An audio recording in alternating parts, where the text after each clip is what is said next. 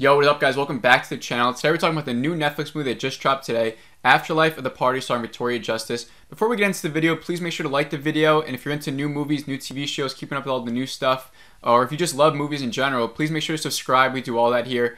And so going into this movie, Afterlife of the Party, when it was first announced, I already had like an image of what the movie was going to be like. Maybe it's because I already watched all the Kissing Booth movies recently and He's All That, and I kind of thought it would follow like the same cadences of like those mainstream Netflix movies. Thankfully, it does, and it goes a different route, takes itself much more seriously. And so like I said, it stars Victoria Justice. Like myself, I'm like 22 years old now, so in my early teen years, I watched a lot of Victorious and iCarly too, shows like that. And Afterlife of the Party is a story about Essie, who is very out there, she's very social, and she dies at the young age of 25. So now she enters the afterlife, but she's given a second chance of righting her wrongs on Earth. So she meets like this guardian angel who like gives her a list of names, like her best friend, her dad, and her mom.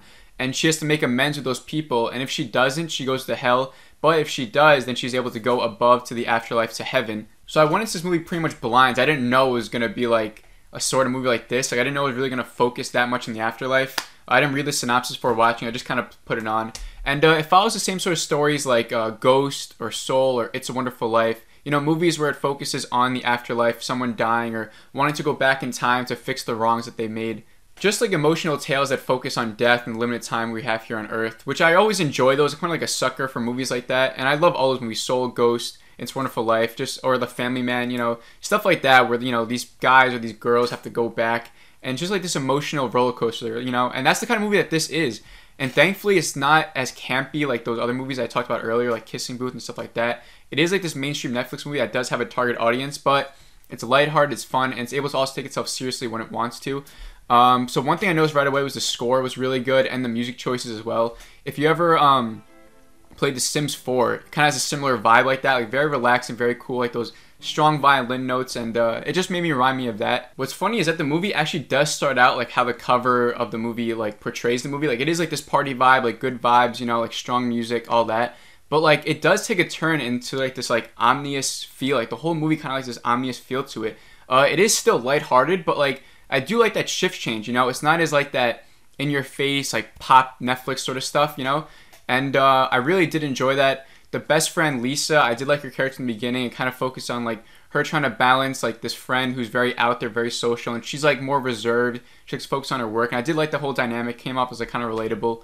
One negative that I noticed is that it does have some pacing issues. Halfway through, I did sort of get like sucked out of it a little bit. You know, it kind of focuses more like on the best friend too much. I did want them to focus more on her relationship with her parents. That's kind of like where the heart of the film lies. Her trying to make amends with her father and her mother, who are divorced parents. And thankfully, they kind of like they focus on the best friend, you know, which is all good. But towards the end, they do make that transition to focus more on the parents. And I'm not gonna lie, they did almost catch me with the tears like more than a couple of times, and especially towards the end with the father, it did almost get me. So if you're a big crier, you're gonna like this. You'll probably cry a couple of times. But it's easy to get on board with. It's like an easy watch. I think for the target audience, they're gonna love it, especially if they haven't seen those movies like Ghost or Soul or It's a Wonderful Life. And this is kind of like their first movie of like seeing this afterlife sort of story. They may love it a lot. For some of you who may have seen those movies, you know, this is another movie where it kind of like, you know, it hits all the same beats like that. It's not as like surprising or like as engaging as those movies, obviously. But like I said, this was much better than I expected. I'll give you my rating right now. I'm rating it 3.7 out of 5. I just love how fun it was. And like I said, it did take itself seriously when it needed to. And I'm just a sucker for movies like this, like I said. Just these emotional stories, you know, and that you can like almost make me cry or does make me cry. And involving the afterlife and all this relationships we have with our loved ones. I love movies that focus on that. So let me know if you're going to go and watch this movie. If you've already seen it, let me know your thoughts. I recommend you guys go watch it today. And if you like this video, please like it and please subscribe. And I'll see you guys in the next video.